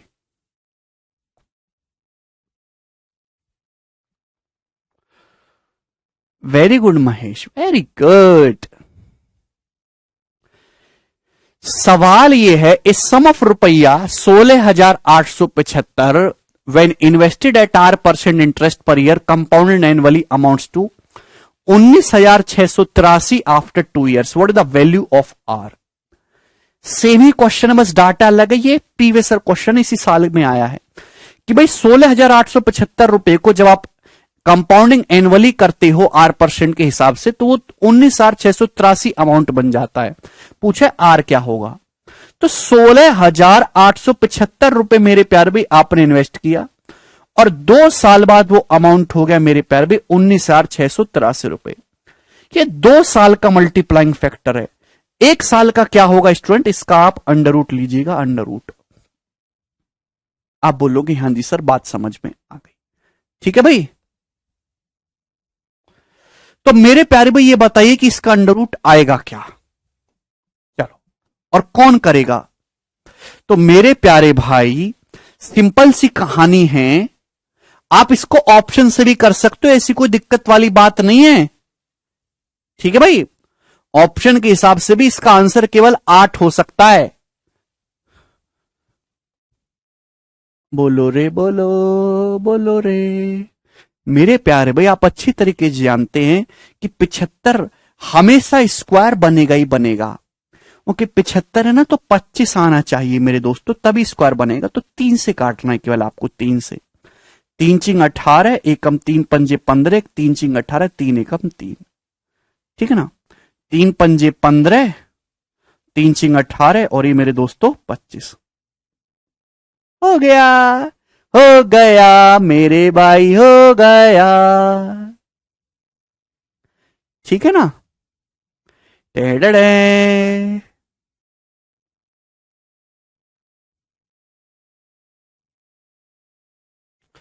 तो मेरे दोस्तों 56 25 का अंडर रूट आ जाएगा 75, 75 जानता हूं मैं अच्छी तरीके से अभी। 7 अट्टे 56 होता है ना 75, 6561 का 81, 81 का स्क्वायर होता है 6561, 81 का, यानी क्या आ गया 27/25। सिंप्लीफाई करने पर कितना आ गया 27/25। आप बोलोगे हाँ जी सर बिल्कुल सही बात, एकदम सही है, 27/25, ठीक है ना। तो मेरे प्यारे भाई 1 साल का मल्टीप्लाइंग फैक्टर 27/25 आया है। तो ब्याज की दर कितनी है मेरे प्यारे भाई, 2/25 ब्याज की दर है। 25 रुपए पर 2 का ब्याज है। 1/25 4% होता है, 2/25 8%। तो ब्याज की दर है वो 8 है। काट भी सकते थे आप, यहां से काट भी सकते थे, पर मुझे जब डायरेक्ट स्क्वायर रूट मिल रहा है तो मैं क्यों काटूं, छोटी संख्या काटूंगा मैं तो, ठीक है ना। बोलो, देखिएगा ऑप्शन से हमने कैसे किया, ऑप्शन का भी सहारा लेके चलिएगा कि जैसे मेरे दोस्तों आपका ये प्रिंसिपल है, प्रिंसिपल ये आपका प्रिंसिपल है और 2 साल में अमाउंट हो जाता है 19,683। आर का मान बताइए। सपोज आपने ये माना 7, अगर ब्याज आपने 7% माना है कि रेट 7% है, ऑप्शन ये मान लेता हूं 7%, तो 2 साल का ब्याज कितना होगा, 7 का सक्सेसिव, 7 और 7 का सक्सेसिव क्या होता है फॉर्मूले से 14.49% होता है। अगर ब्याज की दर में 7% मानता हूं, हाँ ऑप्शन से कैसे सोचा बता रहा हूं, 7 का सक्सेसिव आप निकालोगे तो 7 का 14.49% होता है, 7 प्लस 7 प्लस 7 गुणा 7/100। अगर आप इस प्रिंसिपल को 14.49% बढ़ाओगे तो अमाउंट दशमलव में चला जाएगा, इसलिए ये ऑप्शन पॉसिबल ही नहीं था। अगर आपने ब्याज की दर 9% मानी है तो 9 का सक्सेसिव होता है 18.81%। एक्स और वाई का successive X plus Y plus X Y upon 100%। 9% ब्याज की दर माने तो 2 साल में कितना कंपाउंड टेस्ट मिलेगा, 9 और 9 का सक्सेसिव 18.81% मिलेगा। अगर आप इस 16,875 को 18.81% बढ़ाओगे, 18.81 दिख रहा है, तो डेसिमल में अमाउंट चला जाएगा, पॉसिबल ही नहीं है। केवल यही एक ऐसा ऑप्शन है 8 और 8 का सक्सेसिव होता है 16.64, 16.64%। देखिए मेरे दोस्तों जब आप इसको इतने परसेंट बढ़ाओगे डेसिमल में नहीं जाएगा। क्यों नहीं जाएगा कि 75 में आता है 25 और 64 में आता है 2 बार 4, तो यहां मेरे प्यारे भी डेसिमल में नहीं जाएगा। समझ में आया, इस हिसाब से ये भी डेसिमल में है। एक ही ऑप्शन इस सवाल का आंसर हो सकता था, केवल जो है ए,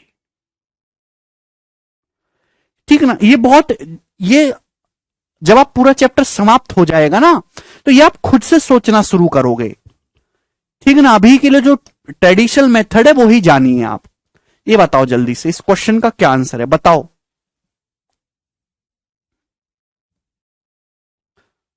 बिल्कुल ईशांत।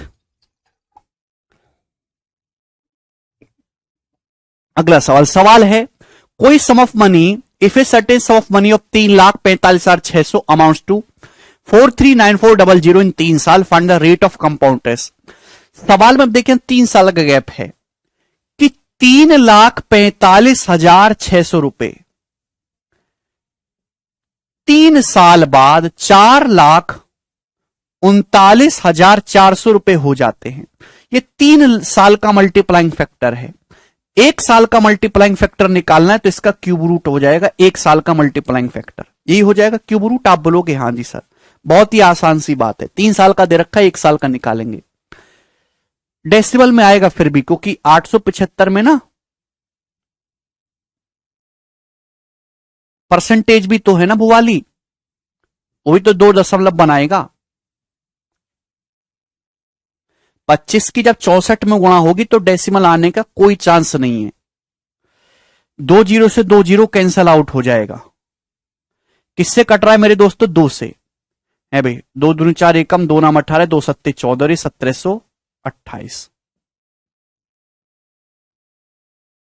यही है।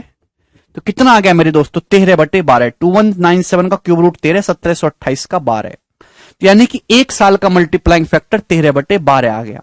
तो ब्याज की दर कितनी है? 1/12। 1/12 ब्याज की दर, 1/12 का मतलब 8:1/3%। तो जो ब्याज की दर है वो 8:1/3% है, 8.33%।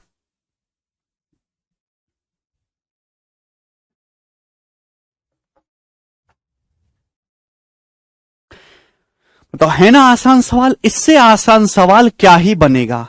सवाल है आपके सामने यहां पर 16, करो।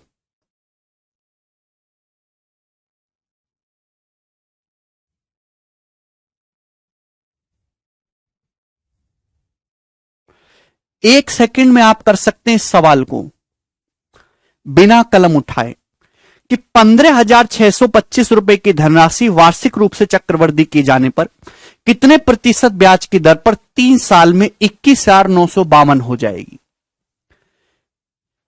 आपने 15,625 रुपए इन्वेस्ट करा, 3 सालों में यह हो गया 21,952 रुपए।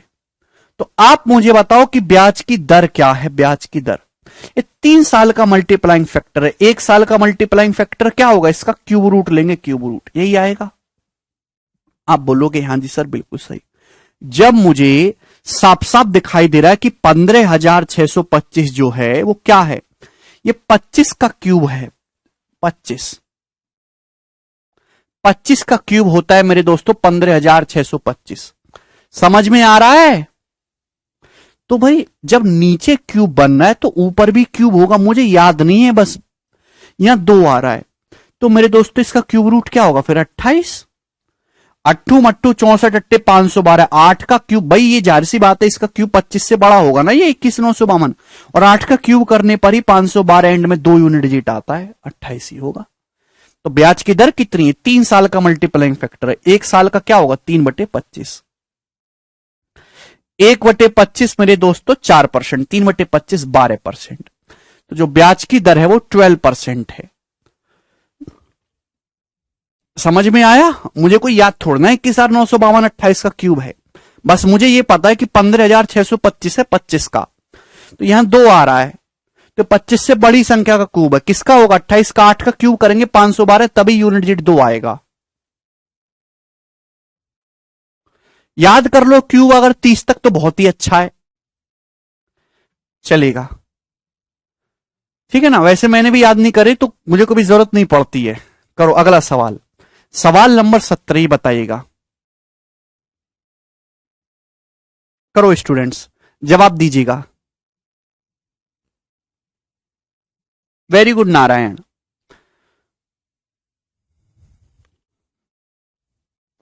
क्यूब और स्क्वायर तो याद करने ही पड़ेंगे भाई। सवाल है sum invested compound test amounts to 7,800 in 3 साल एंड 11,232 इन 5 साल। What the rate percentage per annum? करो। बहुत ही बेहतरीन सवाल है। ऑप्शन के हिसाब से मैं एक ही सेकंड में आंसर बता सकता हूं कि 20% आंसर है और कुछ हो ही नहीं सकता।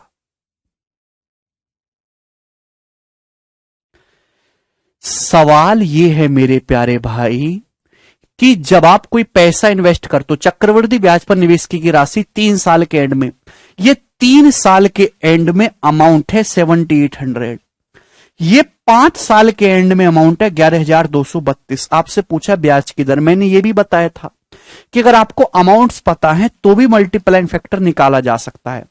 यानी कि इनडायरेक्टली मतलब यही तो है कि ये 7,800 रुपीज जो हैं ये 3 साल के बाद अमाउंट है, ये आगे के लिए प्रिंसिपल की तरह काम करेगा।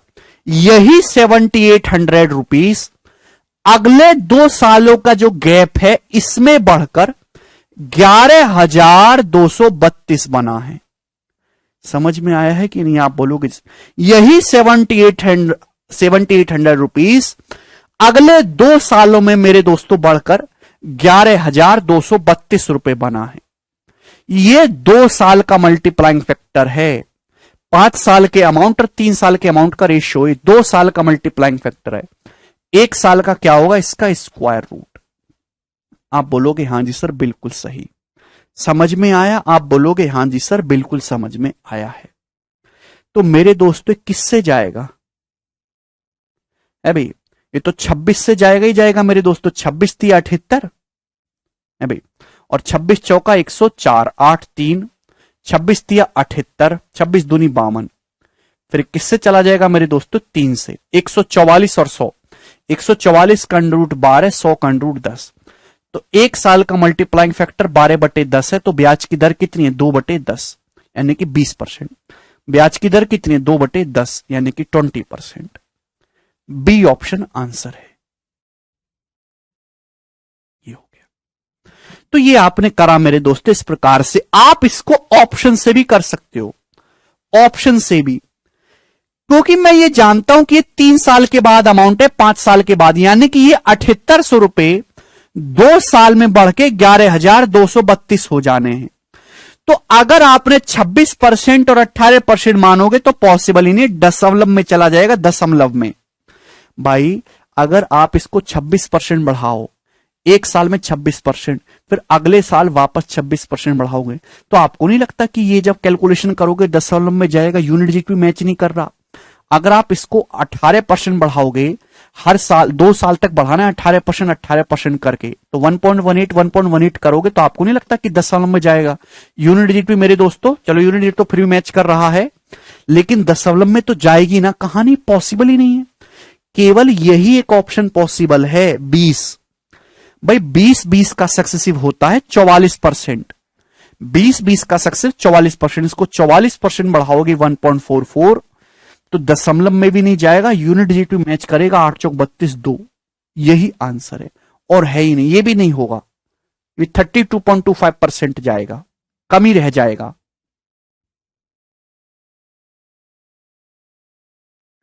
ठीक है ना? तो ऑप्शन का भी आप सोच सकते हैं अप्रोच की, बहुत ही इजी डाटा ऑप्शन होता है। ठीक है जी, चलो तो आज की कहानी को दोस्तों हम यहीं विराम करते हैं, बाकी मैं आपको जो है कल बताऊंगा। ठीक है दोस्तों, बाय।